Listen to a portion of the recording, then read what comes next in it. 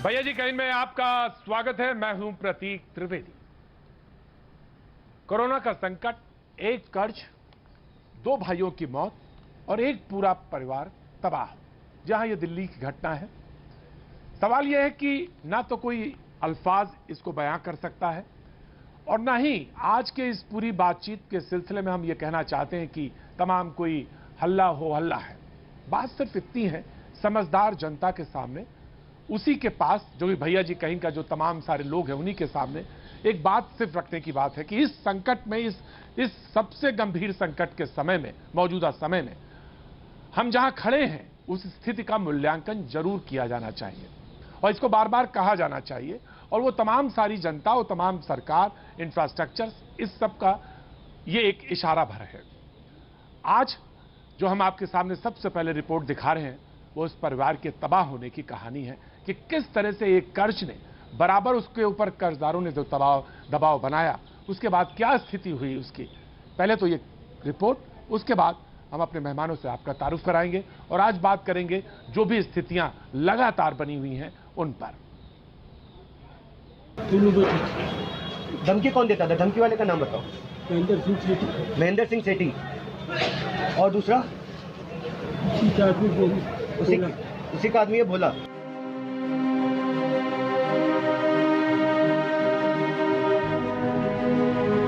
दो बेटों को गंवा चुका पिता अब कुछ बोलने की हालत में नहीं है। इनके दोनों बेटों ने फांसी लगाकर खुदकुशी कर ली है। भाई हाथ जोड़े इंसाफ की गुहार लगा रहा है। दिल्ली के चांदनी चौक इलाके में कर्ज की वजह से सर्राफा कारोबार से जुड़े दो भाइयों ने खुदकुशी कर ली। परिवार खुदकुशी की वजह कर्ज बता रहा है। खुदकुशी करने वाले छोटे भाई अर्पित 42 साल के थे, जिन्होंने शादी नहीं की थी। बड़े भाई अंकित 47 साल के थे और उनके दो बच्चे हैं। इनकी चांदनी चौक इलाके में कृष्णा ज्वेलर्स नाम से 3 मंजिला दुकान थी। परिवार का आरोप है कि लॉकडाउन में धंधा चौपट हो चुका था। ऐसे में फाइनेंसर अपना पैसा वापस मांग रहे थे और उन्हें डरा धमका रहे थे। यहाँ पे लोग इनको तंग करा करते थे पैसे के लिए। इनको कुछ पैसा देना था लोगों का।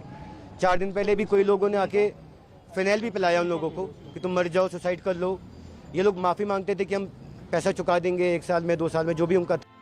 परिवार के मुताबिक लेनदारों का दबाव इतना बढ़ गया कि दोनों भाइयों ने बुधवार दोपहर करीब 3 बजे के आसपास दुकान की तीसरी मंजिल पर फांसी लगाकर खुदकुशी कर ली। इस दर्दनाक घटना से सर्राफा कारोबारियों का मनोबल टूट सा गया है। कर्जदार भी परेशान करते हैं व्यापारियों से पैसा वसूलने के लिए, तो ये बहुत ही गंभीर विषय है और ऐसी घटनाएं सुन सुन के डर लगता है कि हमारी ज्वेलरी इंडस्ट्री का क्या होगा। एक तो लॉकडाउन ने सब चौपट कर दिया, ऊपर से लाखों का कर्ज न चुका पाने का दबाव।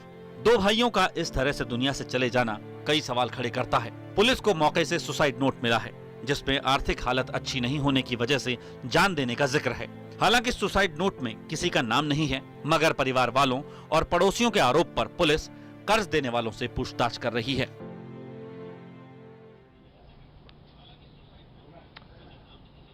हम इस परिवार की बात जरूर करेंगे क्योंकि आज का मुद्दा पूरा इसी पर केंद्रित है। लेकिन सवाल यह है कि सिर्फ ये एक परिवार नहीं है। इस वक्त देश में तमाम सारे लोग ऐसे हैं, बहुत सारे लोगों की संख्या है जो परेशान हैं। स्थितियां उनकी इस तरह की हैं, वो जवाब दे चुकी हैं। अब सवाल यह है कि ऐसे में बात कौन करे और बात करने के साथ साथ कैसे, कौन से रास्तों की तरफ चला जाए। हमारा आज का पूरा प्रोग्राम भैया जी कहीं इसी तरफ होगा कि रास्ते कौन से हैं, कहां से रास्ते निकाले जाएं। हमारे मेहमान जो हैं, मैं उनसे आपका एक बार तारुफ करा देता हूं। नरेंद्र तनेजा जी बीजेपी का पक्ष रखने के लिए हमारे साथ मौजूद हैं। फाइनेंशियल जानकार हैं, बहुत अच्छी तरह से मार्केट को समझते हैं और तमाम स्थितियों परिस्थितियों को बिल्कुल आज यहाँ पे विवेचना करने के लिए। नरेंद्र तनेजा जी, आपका बहुत बहुत स्वागत है।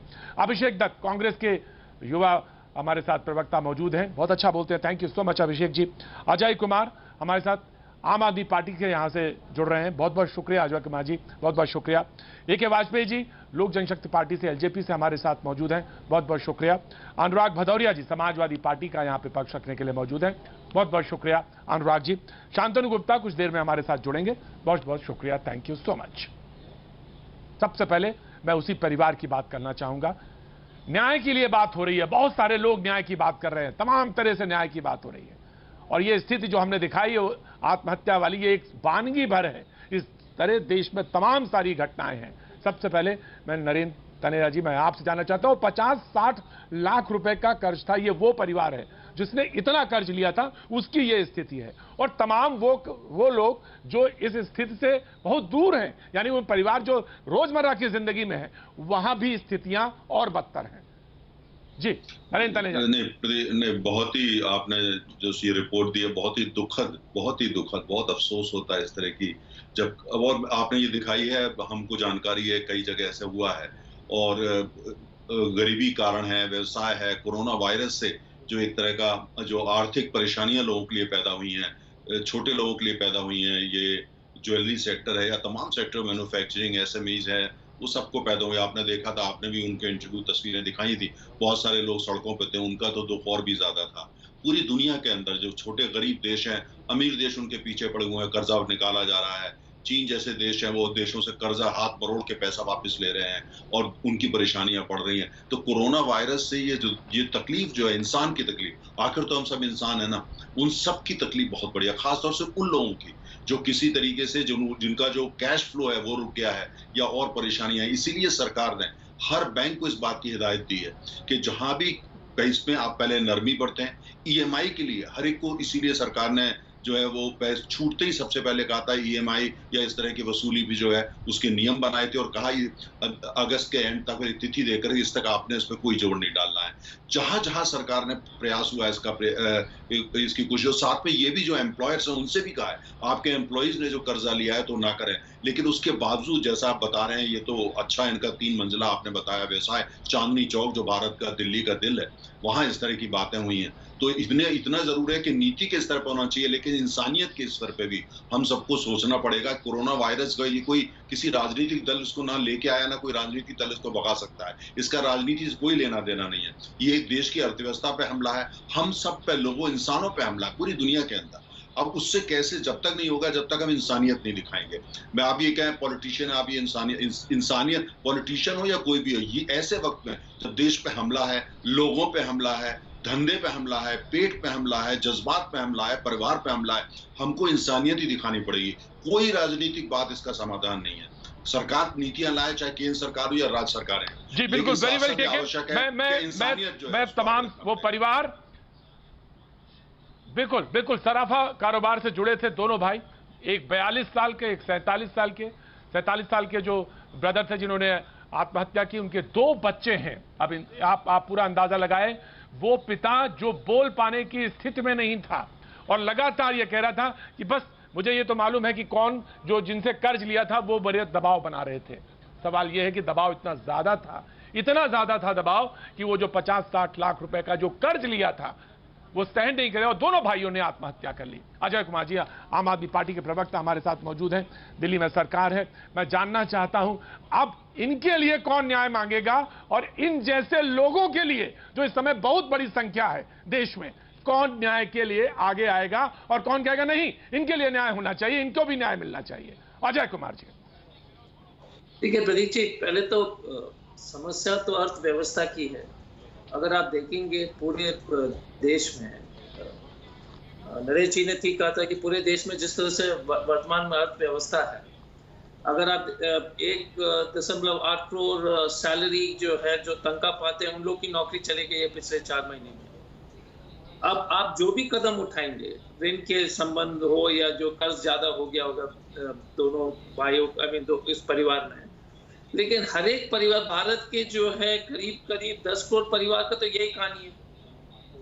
उसके साथ अगर आप किसान को जोड़ देंगे, क्योंकि किसान का भी समस्या उतना ही है, किसान का भी जो आत्महत्या जो रोज हो रही है, और जब तक हम अर्थव्यवस्था को पटरी पे नहीं ले आएंगे, तब तक जो भी हम लोग समाधान इस टीवी शो या कहीं पर भी हम लोग चर्चा करेंगे, वो एक बैंडेड की तरह होगा। हम लोग को जो है सोचना पड़ेगा कि हम पूरे पार्टी को, ये सिर्फ सरकार की चिंता की विषय नहीं है, लेकिन क्योंकि केंद्र सरकार है और भारतीय जनता पार्टी के केंद्र में सरकार है, तो मैं उनको आगे आकर कहना पड़ेगा कि हम लोग को क्या करना है अर्थव्यवस्था को फिर से पटरी में लाने के लिए। क्योंकि हम जितने भी और जो भी चर्चाएं जो है, मैं पहले तो आपको धन्यवाद देना चाहूंगा कि एक संवेदनशील मामले को जो है इस टीवी बहस में आप इस एक कार्यक्रम के रूप में जो प्रस्तुत किए हैं, उसके लिए बहुत बहुत धन्यवाद। क्योंकि अधिकांश लोग तो कुछ और कार्यक्रम चला रहे हैं, और इस देश में सबसे बड़ी चुनौती जो है अर्थव्यवस्था जो है एकदम खत्म हो चुकी है। नौकरी, लोग बेरोजगार हैं और जो हताश जो आम जनता की जो स्थिति है, अगर आप हर जगह जाएंगे, नौयुवक को नौकरी नहीं है, आमदनी सब लोग की खत्म हो गई है, लोग खरीदना बंद कर दिए क्योंकि क्रय शक्ति खत्म हो गई है। अब हम लोग बोलेंगे कि ऋण जो है वसूलने वाले के ऊपर केस कीजिए, आप इनको जो है मुआवजा दीजिए, लेकिन आप जो है 10 करोड़ 20 करोड़ 30 करोड़ लोगों को तो मुआवजा नहीं दे पाएंगे। तो अर्थव्यवस्था जब तक जीडीपी जो है सर, जो अगर बात करें तो 11 करोड़ नौकरियां, सर 11 करोड़ नौकरियां गई हैं, 11 करोड़ नौकरियां गई हैं। सवाल यह है कि नौकरियां जा रही हैं, नौकरियां, सैलरी, ऑफकोर्स सर हम आ रहे हैं, अजय जी मैं आ रहा हूं, सैलरीज कट हो रही हैं, लोग परेशान हैं। ऐसी स्थिति से उबरने के लिए कम से कम, मुझे मालूम है जैसे जो तनेजा जी कह रहे थे कि मुश्किल दौर है और सरकार नहीं, इसमें हमको मानवता का दृष्टिकोण अपनाना पड़ेगा, लेकिन सर सल्यूशन नहीं देंगे, सल्यूशन नहीं आएगा, ऐसे गंभीर मुद्दों पे बात नहीं होगी तो कोई रास्ता निकलने वाला नहीं है, स्थितियां भयावह होती चली जाएंगी। जी अजय जी अपना सेंटेंस पूरा कर लीजिए। हाँ, तो 1.8 करोड़ तो सिर्फ सैलरी जो है, जो जैसे मध्य वर्ग के ज्यादा लोग हैं, मिडिल क्लास के बच्चे लोग हैं, जो प्रोफेशनल जो कंपनी वगैरह में काम कर रहे हैं, उनकी जो नौकरी चली गई है। और आपका आंकड़े सही है, 11 करोड़ लोग का, तो अगर आप असंगठित क्षेत्र को उसमें जोड़ देंगे तो वो स्थिति और भी भयावह है। और हर परिवार अगर 11 करोड़ और 2 करोड़ जोड़ दीजिएगा, 12 करोड़, और हर परिवार में 3 या 4 व्यक्ति होंगे, तो आप पूरे देश में क्या स्थिति और देश किस तरफ जा रहा है, वो सब बहुत ही चिंताजनक है। और ये चुनौती सबको जो है, सबको, सभी राजनीतिक दल के लिए एक बहुत बड़ी चुनौती है। केंद्र सरकार जी तनेजा जी कुछ बोलना चाह रहे हैं, पूरा करना चाह रहे हैं। अजय जी मैं आ रहा हूं आपके पास, अजय जी मैं आ रहा हूं, अजय जी मैं आ रहा हूं, I am coming to you. जी तनेजा जी कुछ कंप्लीट करना चाह रहे हैं, मैं आ रहा हूं।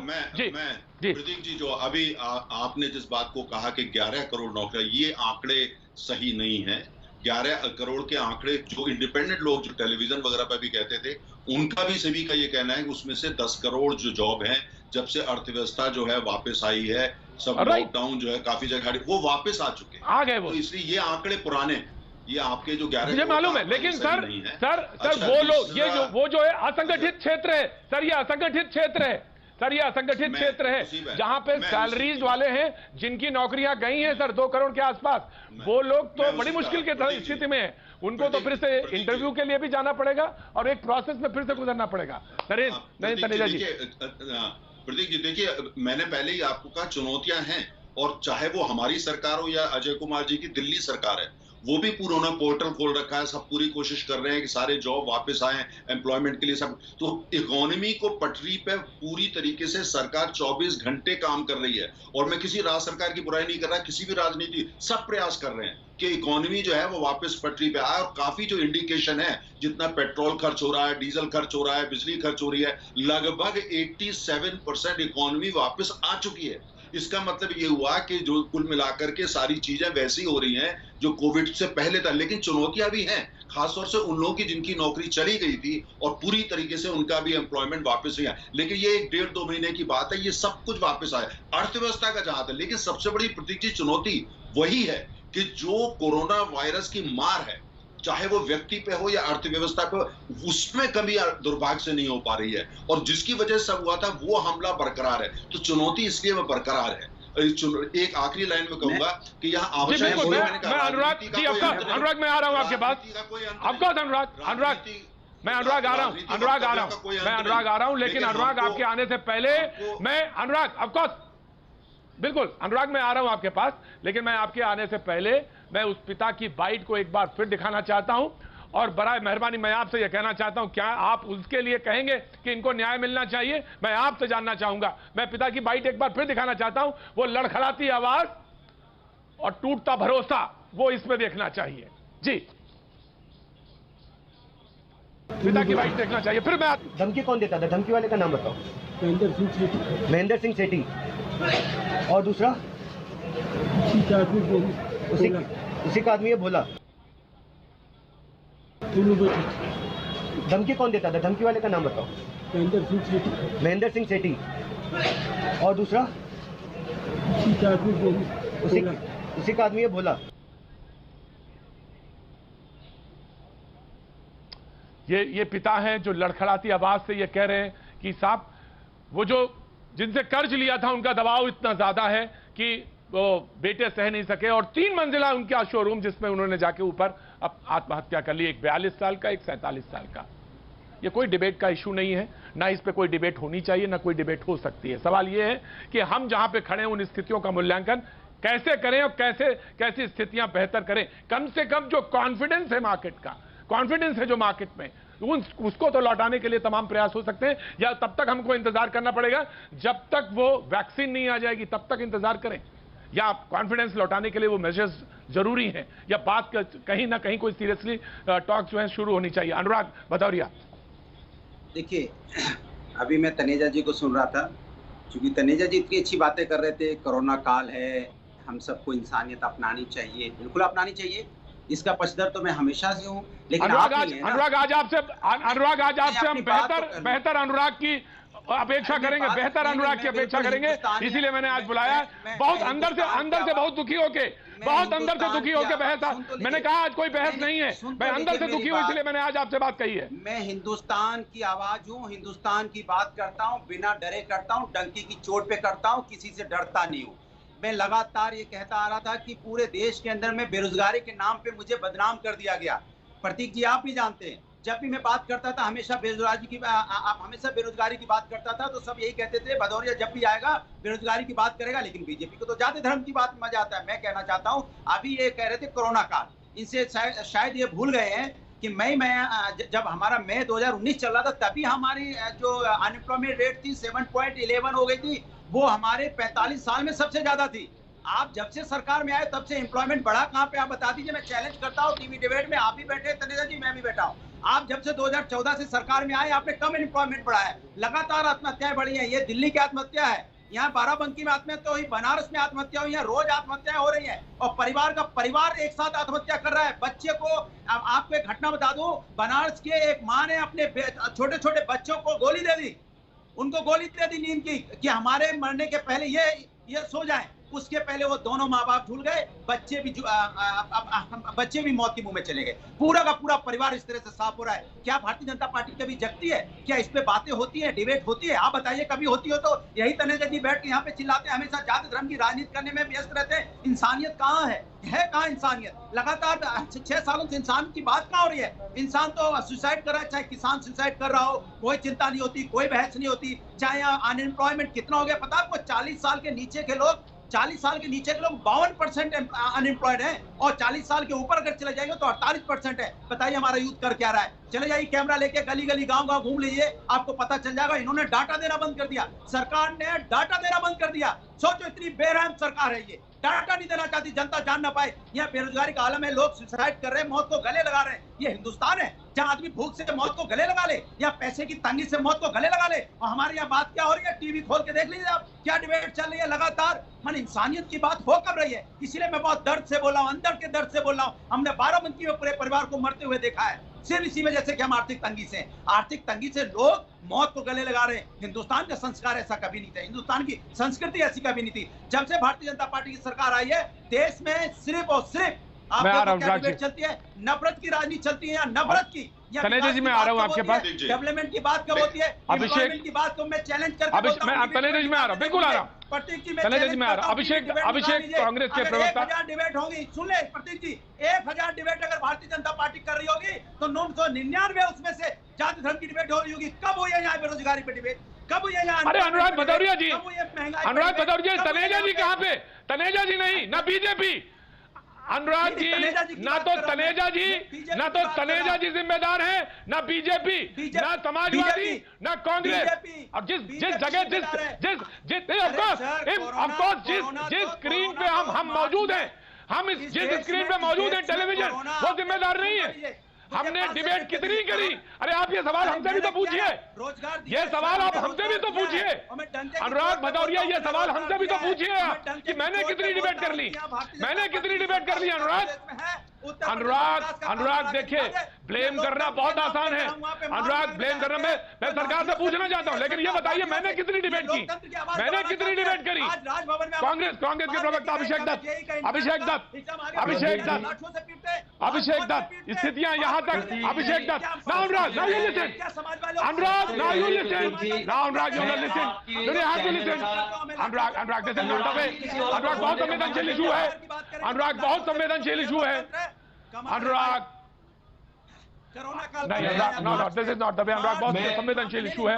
अभिषेक को बोलने दीजिए, अभिषेक को बोलने दीजिए। प्रदीप जी, पहले मैं अनुराग जी से रिक्वेस्ट करूंगा कि औरों को बोलने का मौका भी दे। 5 सेकंड जनता की बात कर रहा हूँ, 5 सेकंड दे दीजिए। अभिषेक, हाथ जोड़ रहा हूँ, अभिषेक को बोलने दीजिए। अभिषेक बहुत धैर्यपूर्वक सुन रहे थे। 5 सेकंड से अगर 6 सेकंड हो गए मेरी आवाज। अनुराग कैसी बात कर रहे हैं किसी नहीं, 5 सेकंड दे दीजिए, हाथ जोड़ रहा हूँ, 5 सेकंड जनता की आवाज बोल रहा हूँ। मैं कह रहा हूँ कि यहाँ पे मूडीज की रेटिंग आई थी, क्रेडिट रेटिंग आई थी, तब उन्होंने बोला था BAA माइनस में हमें रेटिंग दी थी, BAA माइनस, मतलब अगर उससे एक पायदान हम नीचे चले जाते तो हम, मेरा देश जंग में होता। क्या जवाब देंगे तनेजा जी? तब तो कोरोना काल नहीं आया था, कोरोना तो आपने 24 मार्च को डिक्लेयर किया है लॉकडाउन।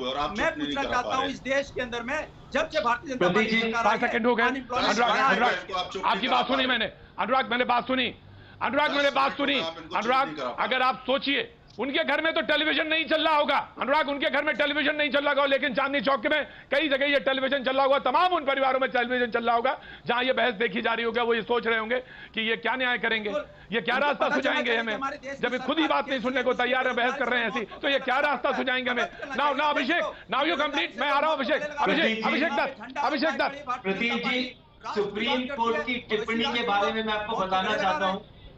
माननीय सुप्रीम कोर्ट की टिप्पणी थी कि संकट आप ही के लॉकडाउन के द्वारा आया था, इसका हल भी आपको निकालना है।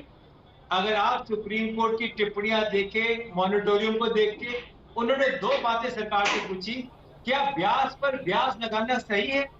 दूसरी बात उन्होंने पूछी कि लॉकडाउन के पीरियड में ब्याज लगाना सही है। सुप्रीम कोर्ट ने सरकार को कहा कि आरबीआई का कब्जा मत लीजिए, आप बताइए आप लोगों के लिए क्या कर रहे हैं। अभी तनेजा जी ने बात करी डिबेट के अंदर कि 1 महीने में ये ठीक हो जाएगा। क्या तनेजा जी बीजेपी की स्टेटमेंट दे रहे कि 1 महीने के अंदर हमारी देश की इकोनॉमी सही हो जाएगी? आज आपने जो डिबेट का टॉपिक लिया है, मैं आपकी टीवी चैनल को धन्यवाद करना चाहता हूं कि आज देश ये जानना चाहता है कि 6 महीने का मॉनिटोरियम पीरियड खत्म होने जा रहा है। पिछले 6 महीने में देश में किसी की आमदनी नहीं हुई। 35% MSME देश में खत्म हो चुकी है। 37% जो सेल्फ एम्प्लॉयड लोग हैं वो आउट ऑफ काम है इस समय पे, और जिस तरीके से लोगों के ऊपर प्रेशर माइंड में बढ़ रहा है, ये उसी का नतीजा है कि 2 युवा लोगों ने अपनी मौत, अपने आप को सुसाइड कमिट करा। मैं इनसे पूछना चाहता हूं, जो ये 20 लाख करोड़ के पैकेज की बात कर रहे थे, क्या वो 20 लाख करोड़ का पैकेज किसी आम आदमी की मदद तक पहुंचा है? अगर इनके पैकेज इन लोगों तक पहुंचते तो शायद आज ये लोग सुसाइड कमिट नहीं करते। और दुख की बात क्या है, कोरोना काल में मैं दिल्ली की बात कर रहा हूं, भारतीय जनता पार्टी के जो म्युनिसिपल कॉर्पोरेशन है, कोरोना काल में लोगों की मदद करने की बजाय 4 नए टैक्स, इलेक्ट्रिसिटी पे टैक्स, प्रॉपर्टी पे टैक्स, सेल परचेज पे टैक्स, ये आज भी लोगों पे टैक्स लगा रहे हैं। इस समय सरकार को लोगों की मदद करनी चाहिए, सरकार को लोगों को कैसे रेस्क्यू करना चाहिए उस पर सोचना चाहिए, ना कि लोगों को आज किसी को होप देंगे। कोई भी कारोबारी बिजनेस में लोन लेने से नहीं घबरा था, परंतु आज 6 महीने मैं अभिषेक आपके पास आ रहा हूं, ऑफकोर्स अभिषेक। शांतनु आपका एक रिमार्क लेना चाहूंगा। अभिषेक ने बात कही कि शांतनु उसके बाद मैं ब्रेक पे जा रहा हूं, मैं आपके पास आ रहा हूं। शांतनु गुप्ता आपका incoming sir, just give me Shantanu Gupta. देखिए, पूरे विश्व में ये महामारी फैली है, और जो पैरामीटर्स हमने बताए वो पूरे विश्व के लिए हैं। हम लोगों ने अपने जीवन काल में ना ऐसा देखा था, ना शायद भगवान की दया से दोबारा ना देखना पड़े। उसमें अब जैसा तनेजा जी का इकोनॉमी के पैरामीटर रिकवर कर रहे हैं, आपको पैरामीटर्स पे जाना पड़ेगा। लेबर इंडेक्स में एंगेजमेंट बढ़ रही है, पावर का कंजम्पशन बढ़ रहा है। पावर का कंजम्पशन कब बढ़ता है? जब इंडस्ट्री आती है। आपको फंडामेंटल पैरामीटर्स देखने पड़ेंगे। अब अगर लॉकडाउन है, देखिए अब हमारे पास, जैसे इंग्लिश में कहावत होती है, डेविल एंड डीप सी। यहाँ पे एक जगह इकोनॉमी खतरे में है, आप अगर इकोनॉमिक वर्कफोर्स को एकदम से ले आएंगे तो बीमारी हो जाएगी, लोग मरने लगेंगे। तो इतना आसान नहीं है। देखिए, प्रॉब्लम पॉइंट आउट करना सबसे आसान काम है। मैं बैठूं 10 प्रॉब्लम पढ़ दूं। In India, finding a problem is not doesn't need a genius. Finding a solution needs a genius. और इस समय राजनीति कर रहे हैं, आपने कर दिया, आपने कर दिया। हमें सबको पता है सपा की सरकार उत्तर प्रदेश केवल लूटपूर्ण और गुंडागर्दी की सरकार से। तो इस समय कम से कम राजनीति छोड़ दीजिए और देखिए कि किस तरह से बोलने को दीजिए अनुराग जी। मैंने कुछ बोला आपके बीच में इतनी देर से, 2017 का बता दीजिए, 2016 का नहीं, मैं हाथ जोड़ के विनती कर रहा हूँ, मैं राष्ट्र की तरफ से बोल रहा हूँ कि 2016 का बता दीजिए, 2017 का बता दीजिए, 2019 का बता दीजिए, आपने क्या इम्प्लॉयमेंट किया था, आप बता दीजिए। देश के उत्तर प्रदेश आप लोगों ने बर्बाद करके रख दिया, छोड़ दीजिए, आपको माइनस कर दीजिए, 19, 18, 17, 16 बता दीजिए, कैसे आपने उत्तर प्रदेश बर्बाद करके छोड़ दिया है, जो पूरे देश की इकोनॉमी का इंजन बन सकता है, बन रहा है। अनुराग जी, अब जो चाइनीज बंद हो रही है वो नोएडा में तैयार है। अनुराग जी, डिबेट का आजकल एक ट्रेंड है, डिबेट में एक ट्रेंड है आजकल बहुत ज्यादा चलता है कि आप इतना हल्ला मचाइए कि सब कुछ गड्ढ हो जाए, ना तो कोई समझ पाए, ना कोई सुन पाए, और ना ही कोई अनुराग, मैं आपको नहीं कह रहा हूं, अनुराग मैं आपको नहीं कह रहा हूं, मैं बस एक जनरल बात कह रहा हूं, मैं जनरल, ऑफकोर्स मैं तो हाथ जोड़ के अनुराग मैं आपको नहीं कह रहा हूं, पर मैं ये कह रहा हूं, मैंने ये कहा कि डिबेट का एक ट्रेंड बनता जा रहा है, इतना हल्ला मचाओ कि गड़बड़ हो जाए सब कुछ, कोई चीज डिराइव ही ना हो पाए, कहीं कोई चीज रेफरेंस ही ना निकले। ए के वाजपेयी जी, मैं माफी चाहता हूं, ए के वाजपेयी जी, एक छोटा सा रिमार्क ले लूं आपसे, उसके बाद ब्रेक पे जाना चाहता हूं। ए के वाजपेयी, छोटा सा रिमार्क फिर मैं जाना चाहता हूं ब्रेक पे। ए के वाजपेयी, देखिए ये बहुत दुखद है कि 47 साल के और दूसरे 42 साल के व्यापारी ने हत्या की है, ये सबसे दुखद है। लेकिन मैं ये पूछना चाहता हूँ कि ये एक पक्ष है, पूरा भारत कहीं डूब नहीं गया है, संकट काल है, परिस्थितियाँ हाथों से बाहर हैं, और उसमें भी ये सरकार ने दूसरे दिन से गरीबों का ध्यान रखा, इंडस्ट्री के लिए पैकेज लेके आई, व्यापारियों के लिए लेके आई। मतलब ये न करिए ना कि सरकार बिल्कुल आंखें मूंद ली है और सरकार बिल्कुल निकम्मी हो गई है, इस तरीके का नहीं है। अभी हाल में सर्वे आया है, 131 देशों का सर्वे हुआ है और उसमें 50 देशों की लिस्ट बनी है जिनकी इकोनॉमी रिवाइव कर रही है अच्छी गति से, और हमारा नंबर उसमें 17 है। 13-14 करोड़ अनऑर्गेनाइज्ड लेबर गई थी, आपको भी मालूम है, उसमें से 8-9 करोड़ आ गई है। देखिए, रेहड़ी पटरी वालों के लिए हमने 10,000 रुपए की व्यवस्था की, हमने खाने की व्यवस्था की, हमने रहने की व्यवस्था की, हमने सिलेंडर की व्यवस्था की, हमने कैश भी डाला। देखिए, ऐसे न करिए, जो चीज घटना हुई है वो दुखद है, उसको हम कहते हैं, लेकिन सरकार का हमको पक्ष तो रखने दीजिए कि सरकार ने क्या क्या किया है। ये सेंसिटिव सरकार है, ये खाली विरोध के लिए विरोध करने लगे लोग, तो इस तरीके से नहीं चलता है। यही सवाल है सबसे बड़ा। देखिए वाजपेयी जी, यही सवाल है, अगर तनेजा जी कह रहे हैं कि हमने बैंक से कहा है कि कहीं कोई कठोर स्टेप ना हो, हालांकि बैंक से नहीं था, कहीं प्राइवेट बैंक से लोन होगा, लेकिन सवाल इतना है कि ये तंत्र इतना कठोर कैसे होता जा रहा है। जब दो लोग मजबूर हो जाए और ठीक ठाक 50-60 लाख रुपए का लोन वाले लोग हैं, ये उनकी बात थी, लेकिन मैं अभी नीचे वाला आया ही नहीं हूं स्थिति पे, जहां पे क्या स्थिति होगी। मैं इसी पे बात करना चाह रहा था कि स्थितियां कहां पर और कैसे हैं। कुछ चीजें हम डिराइव कर सकते हैं, कुछ चीजें निकाल सकते हैं, या हम बैठे रहे तब तक जब हमें लगेगा कि नहीं हम टीका या दवाई हम आ जाएगी तब कोरोना की, तब हम बात करेंगे। ऑफ कोर्स डिफिकल्ट सिचुएशन है। नरेंद्र तनेजा जी, मैं आता हूं, वक्त एक छोटे से ब्रेक का, ब्रेक के बाद फिर हाजिर होता हूं।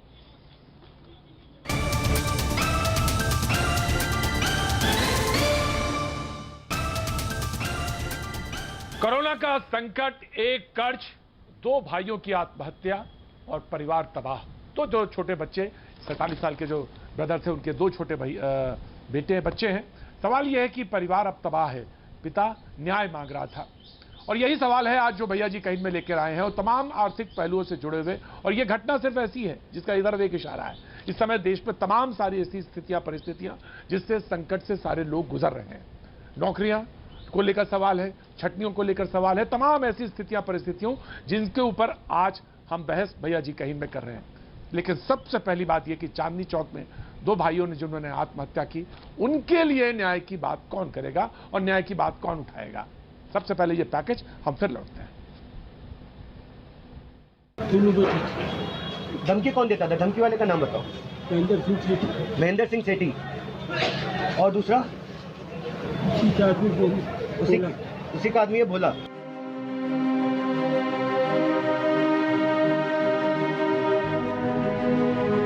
दो बेटों को गंवा चुका पिता अब कुछ बोलने की हालत में नहीं है। इनके दोनों बेटों ने फांसी लगाकर खुदकुशी कर ली है।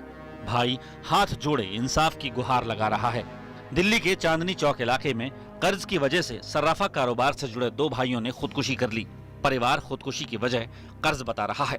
खुदकुशी करने वाले छोटे भाई अर्पित 42 साल के थे, जिन्होंने शादी नहीं की थी। बड़े भाई अंकित 47 साल के थे और उनके दो बच्चे हैं। इनकी चांदनी चौक इलाके में कृष्णा ज्वेलर्स नाम से 3 मंजिला दुकान थी। परिवार का आरोप है कि लॉकडाउन में धंधा चौपट हो चुका था।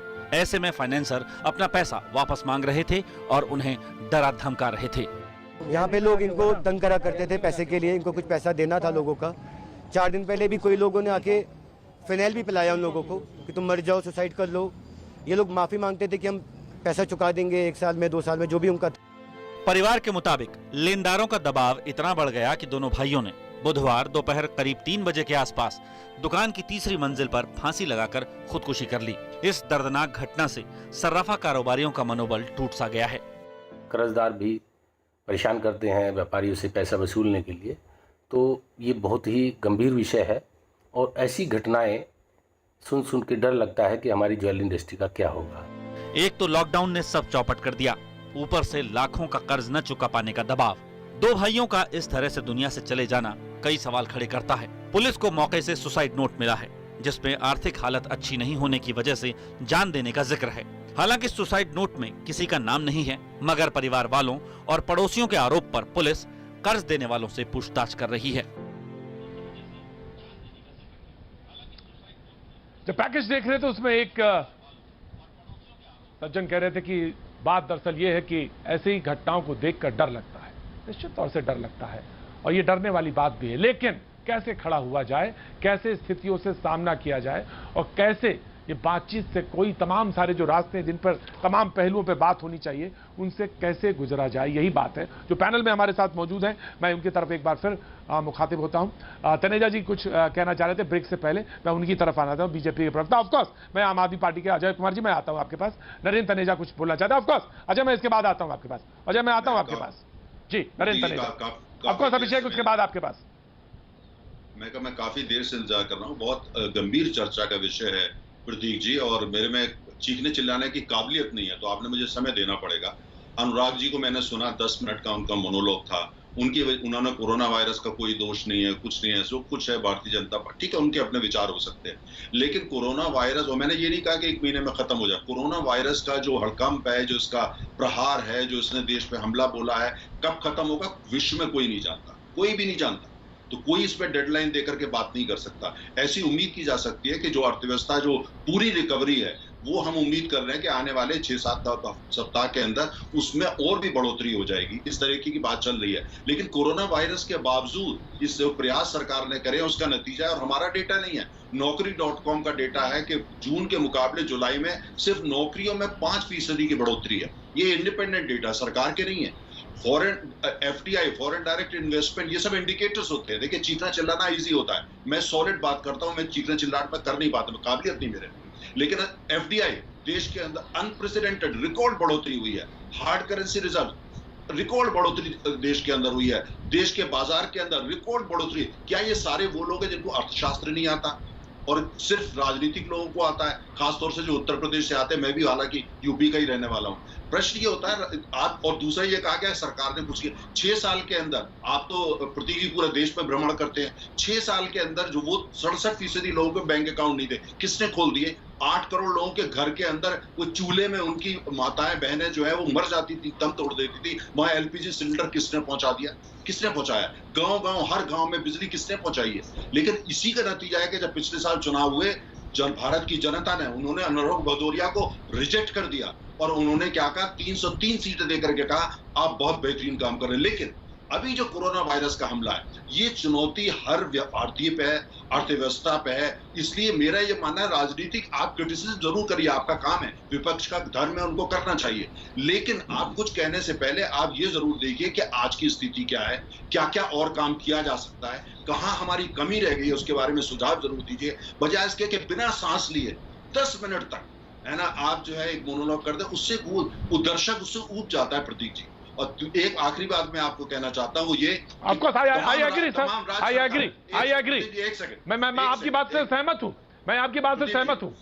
प्रदीप जी एक सेकंड, अब आपने जितनी संवेदनशील आज आपने विषय उठाया है, और उनके परिवार के नहीं तो उनके आस पड़ोस के लोग तो चांदनी चौक में देख रहे होंगे, यहाँ आकर के मैं नसें फुला करके 10 मिनट बिना सांस लिए राजनीतिक हमले शुरू कर दूं, उन लोगों के दिल में क्या गुजर रही होगी जिनके परिवार के लोग चले गए।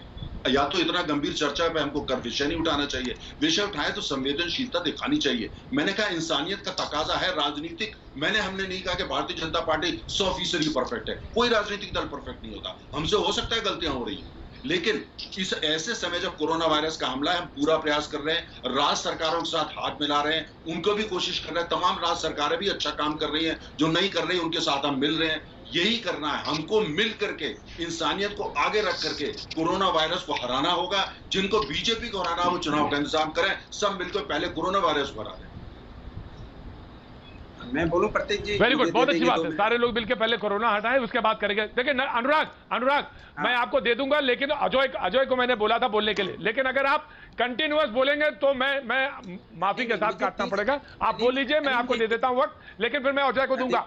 अनुराग जी बहुत वेरी शॉर्ट, क्योंकि अभिषेक को भी बोलना है और एलजेपी के जी। मैं तनेजा जी के बात एक बात से सहमत हूं कि बाकी ये तकलीफ के समय है, मैं मानता हूं जब से कोरोना काल आया तब से तकलीफ का समय है, और हम सरकार के साथ खड़े, हर डिसीजन में सरकार के साथ खड़े हैं। लेकिन हम हमेशा ये बात कहते हैं कि कोरोना के पहले भी तो ये हालत थी, तब तो कोरोना नहीं था, अब कोरोना है तो हम आपके साथ खड़े। आपने बोला कि हमने इतने लाख अकाउंट खुलवा दिए, अरे अकाउंट खुलवा दिए, पैसे कहाँ हैं? बात पैसे की है ना। आप कहते हो मैंने शौचालय दे दिए, आप कहते हो मैंने गैस दे दिए, अब शौचालय गैस से तो पेट नहीं भरेगा ना, उसके लिए तो रोटी का इंतजाम करना पड़ेगा, उसके लिए तो रोटी कहीं से आएगी ना, नौकरी देनी पड़ेगी, तभी तो गैस में खाना पकेगा। मेरे पास आटा ही नहीं होगा, गैस का रख के करेंगे क्या? तो शौचालय गैस अनुराग कभी-कभी इकोनॉमी, अनुराग कभी-कभी इकोनॉमी में कुछ बेसिक फंडामेंटल्स होते हैं। अनुराग कभी कोई बेसिक फंडामेंटल्स होते हैं, बेसिक फंडामेंटल्स होते हैं कुछ इकोनॉमी को समझने के लिए, कुछ बेसिक फंडामेंटल्स हैं। नहीं मैं मानता हूँ कि भाई कोरोना काल में परेशान है, पूरा देश परेशान है, पूरा वर्ल्ड परेशान है। मैं आपके पास सहमत हूँ, और हम आपके साथ हमेशा कंधे से कंधे सरकार के साथ खड़े हैं। जब सरकार ने जैसा लेकिन मैं जानना चाहता हूँ चर्चाएं तो होती रहनी चाहिए ना, रोजगार पे बात तो हो, महंगाई पे बात तो चले जा रहे हैं लोग। अजय बोले Taneja ji please respond, Taneja ji please respond कर दीजिए, तनेजा जी प्लीज रिस्पॉन्ड। आपको अजय आ रहा हूं मैं, अरे अजय जी प्लीज अर्थव्यवस्था जो होती है प्रतीक जी, अर्थव्यवस्था बहुत गंभीर विषय होता है। अर्थव्यवस्था को जो हम राजनीतिक चश्मे से खाली देखते हैं, नतीजा गलत निकलते हैं। भारत के अंदर रिकॉर्ड कृषि का उत्पादन हुआ है, किसकी नीतियों की वजह से हुआ? अगर किसी को खाना नहीं मिल रहा तो रिकॉर्ड उत्पादन कहां से हो रहा है? जमीन बढ़ गई, दूसरी जमीन बढ़ गई क्या? जमीन बढ़ गई।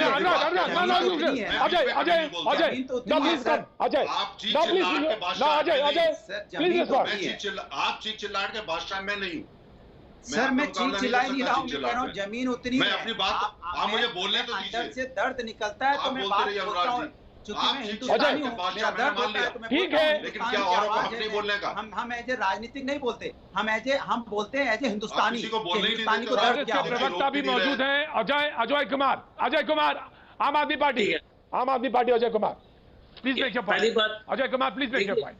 या चिंता की विषय है, और तनेजा जी भी मानेंगे, या तो प्रधानमंत्री जी के तरफ से या इस सरकार के जो है सबसे वरिष्ठ नेतागण से एक भी जो टिप्पणी नहीं आई है बेरोजगारी के बारे में, और आंकड़े तनेजा जी दे रहे हैं कि ये बढ़ गया, वो बढ़ गया, ये बढ़ गया, लेकिन अगर सब चीज बढ़ गया तो इसका मतलब है कि ये विश्वास में इस सरकार को ये गलतफहमी है कि स्थिति अच्छी है, क्योंकि बेरोजगारी जो है बहुत ही इस देश में वर्तमान अर्थव्यवस्था की स्थिति बहुत ही खराब है, ये तो तनेजा जी भी मानेंगे।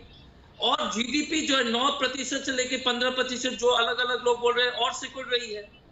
तो अर्थव्यवस्था खत्म हो रही है, लेकिन प्रधानमंत्री जी से लेकर के इस सरकार के सबसे शीर्ष नेतृत्व, इस पर कोई चर्चा नहीं हो रही है। किसी ने एक भी ट्वीट किया है क्या बेरोजगारी पर? किसी ने एक मीटिंग भी बेरोजगारी में बुलाया है? आप बताइएगा कि बेरोजगारी कोई प्रायोरिटी है या जिस तरह से अर्थव्यवस्था, क्योंकि रोज तो कोई ना कोई जो शो चला देते हैं टीवी चैनल में, सुशांत सिंह राजपूत जी सबसे महत्वपूर्ण विषय हो गया है। तो इस देश में अगर बेरोजगारी पर कोई तरह का चर्चा नहीं है, नेतृत्व चर्चा नहीं करेगा, आंकड़े सरकार बोलेंगे कि भाई साहब आपको खुश होना चाहिए कि आंकड़े बहुत अच्छे हैं। और तीसरी बात है कि अगर आंकड़े अच्छे हैं तो खराब आंकड़े भी सुन लीजिएगा कि बैंक के फ्रॉड्स बढ़ गए हैं, उद्योगपति लोग पैसे लेकर और भाग गए हैं। तो अर्थव्यवस्था जिस तरह से बेरोजगारी, एमएसएमई बंद हो रही है, ये सच्चाई है।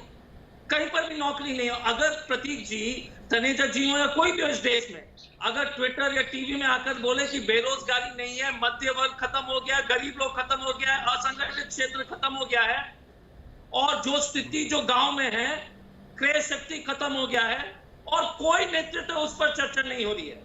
आपने किसी भी जो है यहाँ के जो है गृह मंत्री जी, प्रधानमंत्री जी, कोई भी किसी का बेरोजगारी पर कोई टिप्पणी है क्या? बस सब ठीक है, नौकरी चल रही है। तो मनरेगा कैसे बढ़ रहा है इतना? तो फिर मनरेगा का ऐतिहासिक स्तर पर कैसे पहुंच गया? अगर देश में सब कुशल मंगल है, दूध के लहरें बह रही है, अगर सब लोग कुशल मंगल हैं, तो फिर मनरेगा में जो ऐतिहासिक ऊंचाई तक कैसे पहुंच गया? क्योंकि ईएसडी भी जो है मजदूरी करने को तैयार है। मैं चाहूंगा वाजपेयी जी मैं चाहूंगा जवाब दे, लेकिन वाजपेयी जी आपने अजय आपने एक बहुत महत्वपूर्ण बात कही। अजय जी आपने एक बहुत महत्वपूर्ण बात कही। वाजपेयी जी मैं चाहूंगा, वो अजय जी ने जो बात कही बहुत महत्वपूर्ण बात है कि हो सकता है, ऑफकोर्स वाजपेयी जी आप ही जवाब दीजिएगा। मैं सिर्फ एक बात कह रहा हूं, अजय जी ने बहुत एक इंपॉर्टेंट बात कही। उन्होंने कहा कि जब स्थितियां खराब हो, मुझे मालूम है तनेजा जी इस बात पे जो बार बार कहते हैं कि स्थितियां पूरे देश में, पूरी दुनिया में ऐसी हैं, और ये हम सब मान रहे हैं कि सरकार हर फ्रंट पे लड़ रही है, लेकिन यहां पर जो बात उन्होंने कही कि गवर्नमेंट की तरफ से इस बात पे आके कम से कम कोई बोले तो। आप अगर वर्ड बोलते हैं तो कहीं ना कहीं सहलाते हैं, तो लगता है कि नहीं ठीक है, हमारे हमको कहीं ना कहीं आपने 20 लाख करोड़ का पैकेज दिया ना, पैकेज दिया तो मुझे लगा ठीक है भाई, चीजें पटरी पर, लेकिन ट्रांसलेट कितना हो रहा है ये पता चले। जी वाजपेयी जी। अरे सुनिए ना प्रतीक जी, सुनिए, देखिए ये लब्बो लबाब इनकी बात का ये था कि कोई सरकार का आदमी बेरोजगारी पे बात नहीं करता है।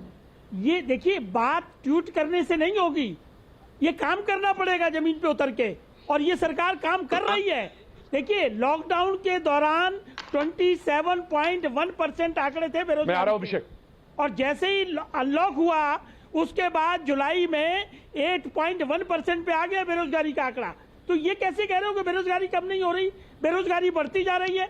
देखिए 14 सेक्टर ऐसे हैं, रिकॉर्ड हमारे पास भी है, सुनिए ना हमारे को, 14 सेक्टर ऐसे हैं जिनमें ये इंडिकेशन आ रहा है कि इसमें बढ़त हो रही है। एग्रीकल्चर, सामानों का ट्रांसपोर्ट, रेल ढुलाई, बिजली की खपत, एफएमजीसी, ये इस तरह के में 14 के 14 इंडिकेटर आ रहे हैं। उसके बाद एक बात बताइए, मनरेगा में 40,000 करोड़ रुपए जो बढ़ाए सरकार ने, पहले 60,000 करोड़ था, 40,000 हमने बढ़ाए। वो किसने बढ़ाए? कि प्रवासी मजदूर गए हैं गाँव में, तो हमको इस बात का था, हमने इसीलिए उसमें बढ़ा दिया, तो उनको सबको काम मिल रहा है।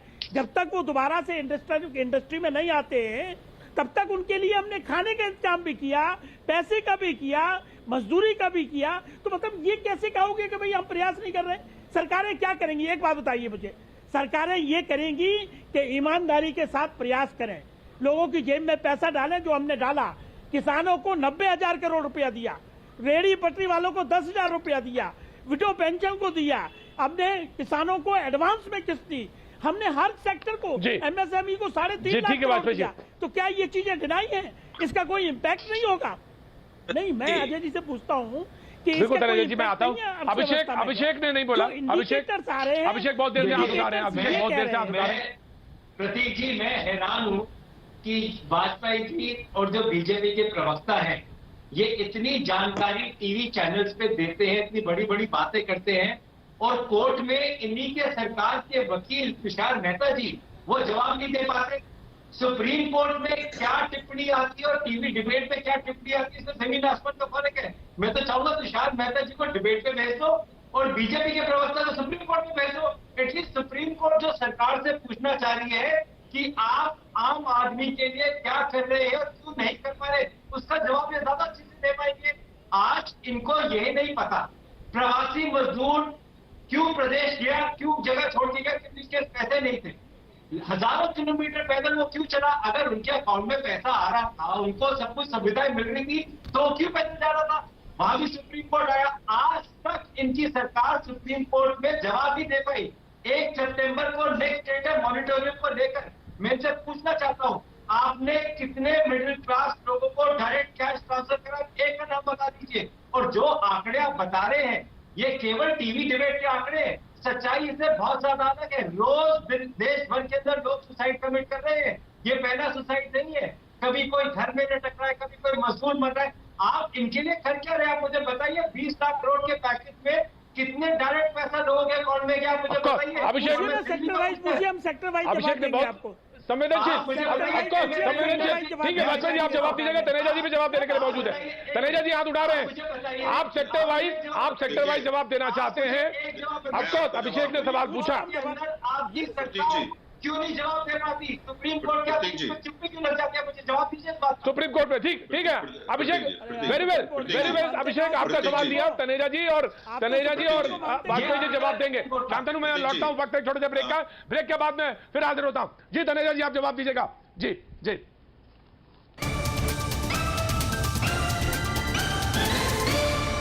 स्वागत है। और आज बात जिस पर हो रही थी, एक कर्ज उसको ना चुका पाने पे 2 भाइयों ने आत्महत्या की और एक पूरा परिवार तबाह हो गया। चांदनी चौक का मसला 50-60 लाख रुपए उन्होंने लोन लिया था, कर्ज लिया था और वो नहीं चुका पा रहे थे, दबाव बढ़ता जा रहा था और लिहाजा उन्होंने आत्महत्या कर ली। और ये सवाल सिर्फ ये बात जो है परिवार की नहीं, इसके अलावा बहुत सारी परिस्थितियों पे आज बात करते हुए कोरोना के संकट ने कितनी स्थितियां भयावह की हैं, कैसे लड़ा जाए, कैसे लड़ने की स्थितियां बन रही हैं और आने वाले समय में क्या चैलेंजेस हैं, इन तमाम सारे बिंदुओं पर बातचीत हो रही है।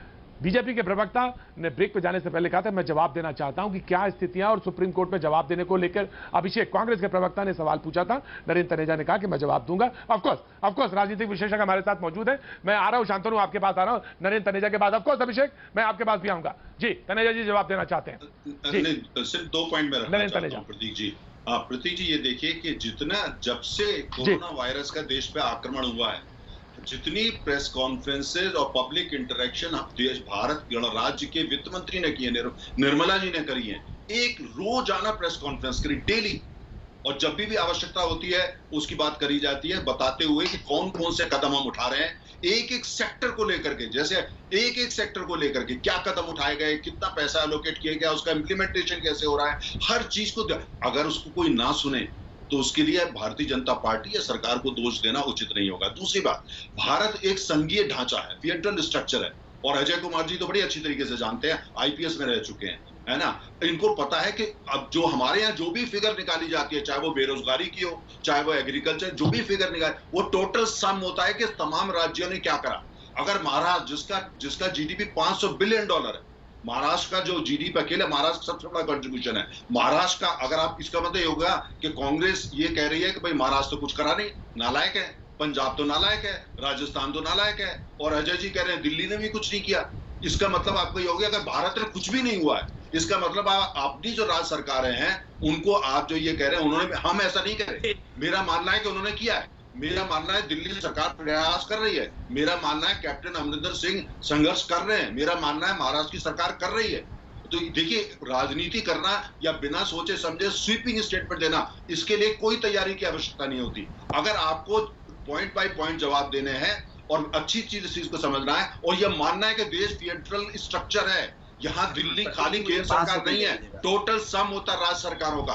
राज्य सरकारों की जो गतिविधियां, उनका टोटल सम ही भारत का सम होता है। यही यहाँ की हकीकत है।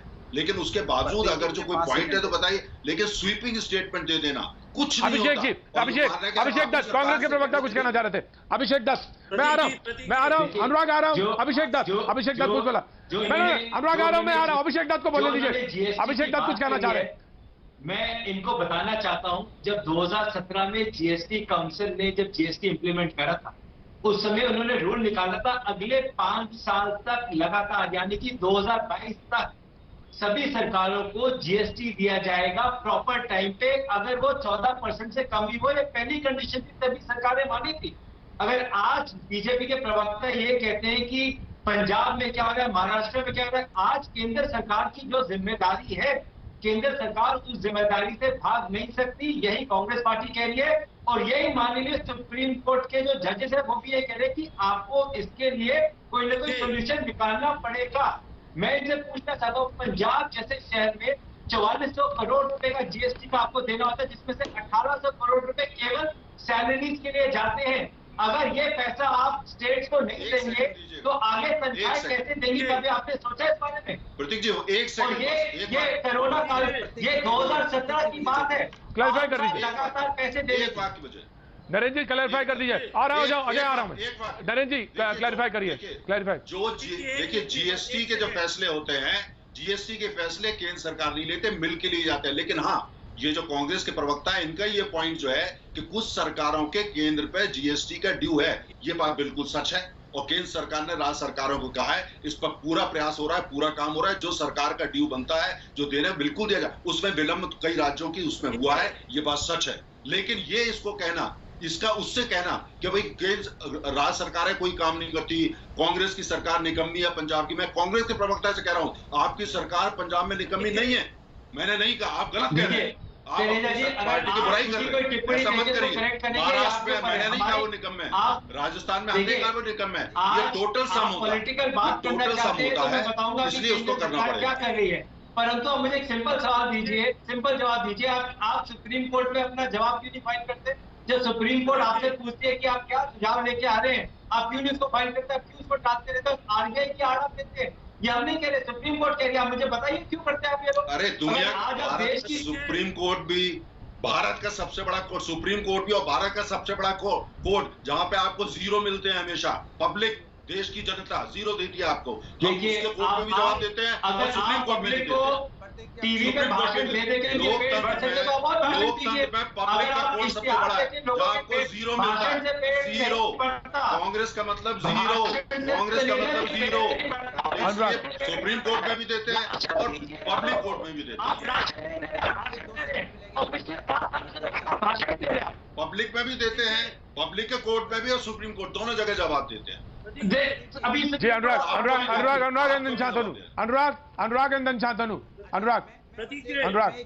मैं एक साफ बात पूछना चाहता हूँ तनेजा जी से। आपने बड़े आसानी से बोला और बोला भी सही कि भाई जनता के कोर्ट में हम जाते हैं, जनता मुझे जवाब देती है। मैं पूछना चाहता हूँ कि जनता के कोर्ट में कितनी बार आपने बेरोजगारी और महंगाई पे ट्वीट किया है? चैलेंज के साथ बोल रहा हूँ, टीवी पे दिखा दीजिए। आपके बड़े नेताओं ने कितनी बार इसमें चिंता व्यक्त की है, अभी दिखा दीजिए। जनता के लिए तो करेंगे ना, जनता। ठीक है, आपका सवाल लिया, शांतनु जवाब देंगे, शांतनु जवाब देंगे। ठीक है, आपका सवाल ले लिया। अनुराग आपका सवाल ठीक है, सवाल ले लिया, शांतनु को बोलने दीजिए। प्रतीक जी अनुराग जी ये कहना चाह रहे हैं कि जनता बेवकूफ है, बीजेपी जो पढ़ा देती है वो जनता पढ़ जाती है। मैं इनको यही दरखास्त करना चाहूंगा, ये मान्यता छोड़ दीजिए, जनता बेवकूफ नहीं है, वो सब देखती है। अगर सड़क का आंकड़ा तो तनेजा जी बता रहे हैं, जनता को आंकड़ा भी नहीं चाहिए, जनता को तो सामने सड़क दिख रही है ना। तनेजा जी तो गैस का आंकड़ा दे रहे हैं, जनता को आंकड़ा नहीं चाहिए, वो तो गैस का चूल्हा अपने घर में देख रही है ना, टॉयलेट घर में देख रही है ना, सब्सिडी घर में देख रही है ना। तो जब वो वोट देती है तो जनता को बेवकूफ समझने की गलती मत करिए। आप खुद एक राजनेता हैं, मुलायम सिंह यादव को जाके कहिए, अखिलेश यादव को जाके कहिए, बहुत हो गया, आप बड़े परिवार से आते हैं, बड़े महलों में रहते हैं, लेकिन जनता को बेवकूफ मत समझिए कि किसी पार्टी ने कुछ सिखा दिया और वो समझ गई। वो सबको देखती है, वो भाजपा को भी देखती है, वो सपा को भी देखती है, वो कांग्रेस को भी देखती है, और फिर देखती है काम किया। अजय मैं आपके पास आना चाहता हूं, मुद्दे पे लौटना चाहता हूं। अजय मैं आपके पास आना चाहता हूं कि सवाल यह था कि चांदनी चौक में एक ही परिवार के दो भाइयों ने आत्महत्या की, उनके लिए न्याय, उनके लिए बात, और उन जैसे तमाम सारे लोग जो इस समय संकट में गुजर रहे हैं, उनके लिए कौन न्याय की बात करेगा? अजय, आम आदमी पार्टी के प्रवक्ता, देखिए मुद्दे पे वापस पे लौटता। ये लगातार हमने कहा कि बिजनेस के चलते लोग ऋण ले रहे हैं और उसमें जो उनकी क्योंकि अर्थव्यवस्था खत्म हो गई है। लेकिन मैं एक ही टिप्पणी करूंगा इस शो से खत्म होने से पहले, जैसे वाजपेयी जी सब लोग बोल रहे हैं कि अर्थव्यवस्था बहुत अच्छी चल रही है, तो आज वित्त मंत्री ने कैसे बोल दिया कि 2,14,000 करोड़ की कमी हो गई है जीएसटी के कलेक्शन में? अगर सब चीज कुशल मंगल है तो आपके वित्त मंत्री बोल रहे हैं कि जो 2,14,000 करोड़ की जो है कलेक्शन में कमी हो गई है। तो जब अर्थव्यवस्था एकदम चौपट हो गया है, और अगर आप उदाहरण देंगे कोरोना का, तो वियतनाम में भी जो है उसी तरह से अर्थव्यवस्था। जी वाजपेयी जी रिस्पॉन्ड करिए, वाजपेयी जी रिस्पॉन्ड करिए, वाजपेयी जी रिस्पॉन्ड करिए, वाजपेयी जी रिस्पॉन्ड करिए। देखिए एक सेकंड, देखिए ये रिकॉर्ड की बात है कि सरकार ये, एक सेकंड सुनिए ना अजय जी, अब जवाब तो सुनो।